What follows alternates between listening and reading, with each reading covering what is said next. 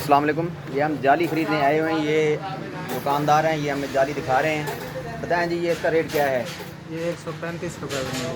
135 روپے کی. ہاں 16 گیج میں. اور یہ اچھا جو ہے نا 14 گیج میں. اچھا, یہ اس کا ریٹ کیا ہے؟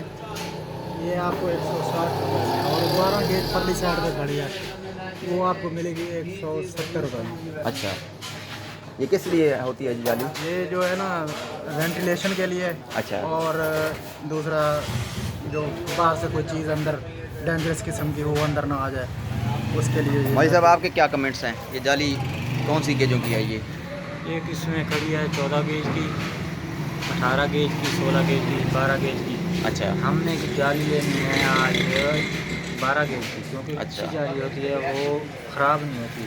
صحیح ہے. آپ ہلکی لوگے وہ جلدی خراب ہو جائے گی. اچھا اس سے بہتر ہے آپ اچھی جالی لیں. صحیح ہے. اس کو خراب کرنے والی کون کون سی چیزیں ہوتی ہیں جالی کی؟ پانی زیادہ اس کو خراب کرتا ہے, اس پہ مٹی چلی جاتی ہے, اور پانی زیادہ خراب کرتا ہے, ورنہ ایسے جلدی خراب نہیں ہوتی. شکریہ.